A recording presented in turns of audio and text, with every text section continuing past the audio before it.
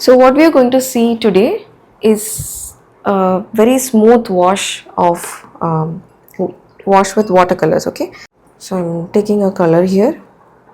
You can use any color.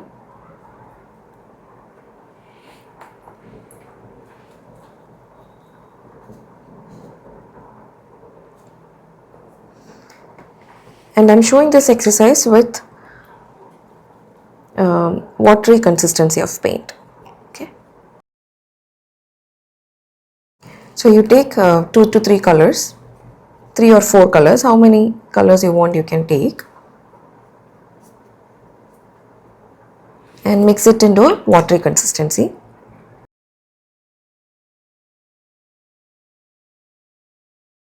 Can you see how watery the consistency is? Yeah, this should be flowing.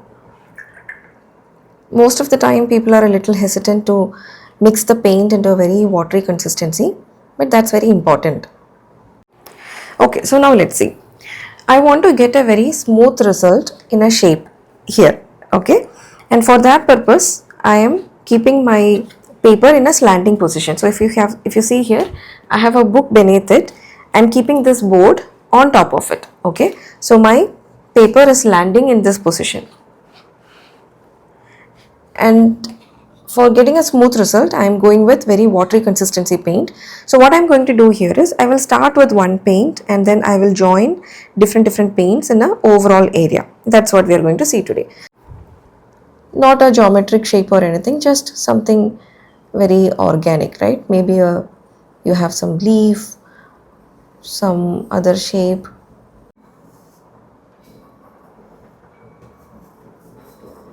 Say this is your shape. My intention is to get a very smooth result overall in this area in multiple colors. That's my intention. So I have mixed my colors here and kept it here. I have mixed some yellow, some vermilion, some pink, some red, and if you can take any color that you want. The thing that you need to take care is it should be in a watery consistency. So I have taken little bit paint from my palette, added lot of water, and this is the consistency of the paint. Now let me take a brush. What brush will I choose for this? A brush size which is suitable to go over entire area. This may be a bigger brush for this. If you are very comfortable, you can use this brush also, no problem. Otherwise, if you want to use a smaller brush, you can use a smaller brush. So when you are practicing in one exercise, you can use a small brush and see how it is working. In another exercise, you can use a bigger brush and see how it is working. In that manner, you will understand which works best for you. Okay. Usually when you become a little thorough and little experienced with watercolors, I would recommend always going for a bigger brush. That will help you to cover larger areas faster manner. Okay, so if you want to paint fast, it is good to go with bigger brushes. Okay, so here I am using a smaller brush. I'm rinsing. I have some bowl of water here, so I'm rinsing off my brush and taking my yellow color first. So I have my yellow color. So I am taking lot of color. You can see here, right? I am mixing my brush with coming back with lot of color, and I'm starting here. Can you see that it is coming as a bead? See, it's a bead. If I take very less paint, okay, what happens? It will show like this. This is the difference. This is a beaded what you say, this is kind of a painting with bead of water, you see. But here if you take less paint in your brush, then the bead will not be formed. Okay, so here we want a bead to be formed. Why? Our intention is to get a very smooth transition between different colors. So for that smooth transition, it is important to have this bead formed.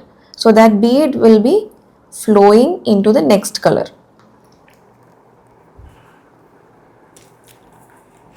I hope you can see the bead maintained here. Right? Now I'm going with the next color. Okay. So how I'm going to do is I'll pick my next color, say vermilion hue, and take a little bit of this also. Okay, vermilion hue, and this. Okay, and start painting here.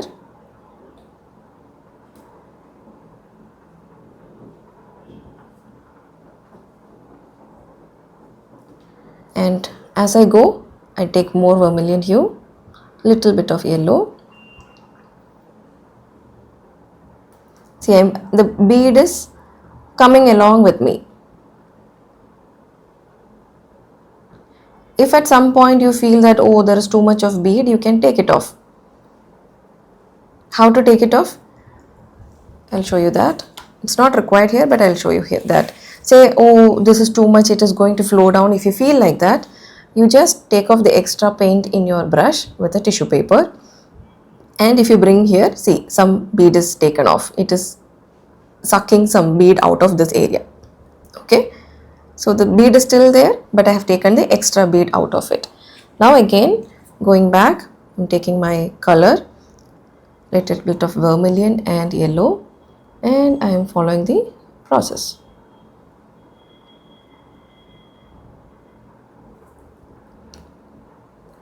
Okay, I'm still having the bead of water here. I am going with more vermilion, less yellow, and painting this. Okay, more vermilion, just vermilion now. Can you see that bead coming down? Now I need a different color, say red maybe. So I'll take some red and some vermilion in order to start the next area. Some red and vermilion.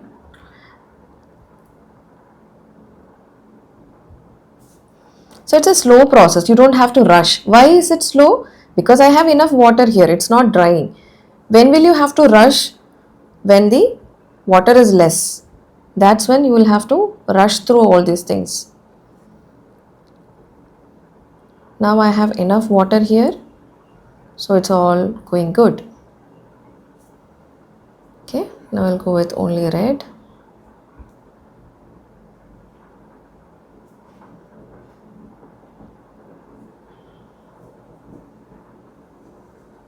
Maybe only red again. It's a very satisfying process, okay?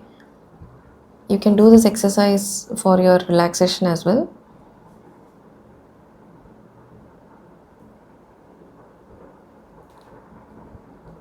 Okay, and again, now maybe I will mix a little bit of pink to the red and bring that here.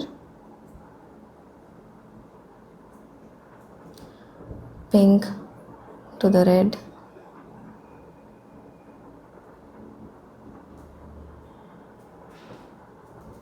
More pink to the red. See, the bead is reduced now, so I have to bring in more amount of paint into this area. Why bead is reduced? It's a longer area here. So more pink and red.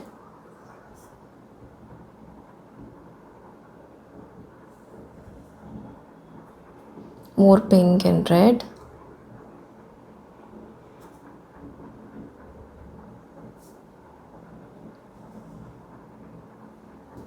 More pink, less red.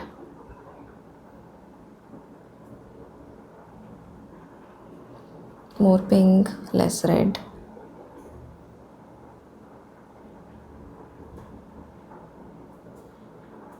More pink.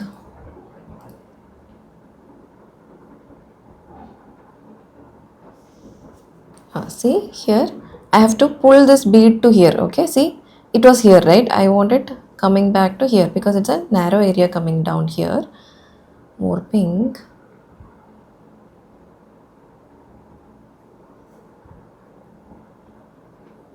Now let me go back to more red.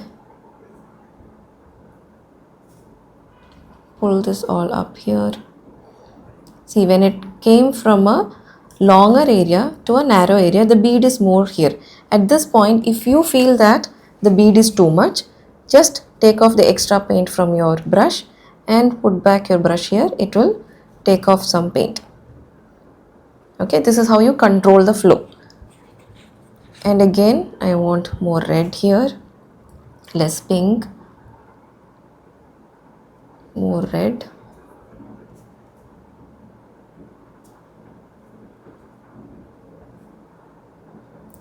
Maybe I will go back with the gradient. I will go with some vermilion.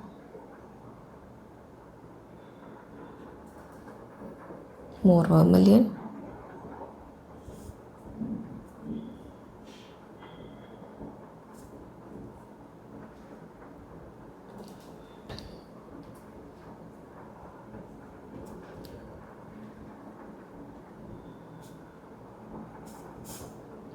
Okay, and maybe I'll start adding yellow here again, vermilion and yellow.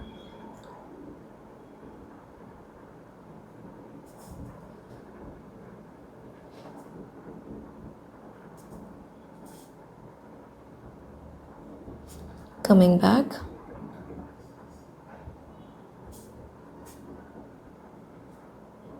more yellow.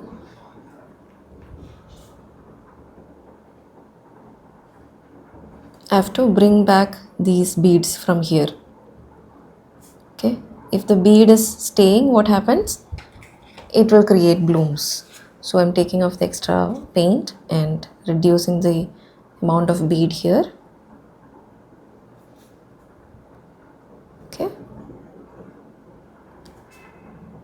now I can continue. Some yellow, more vermilion, more yellow,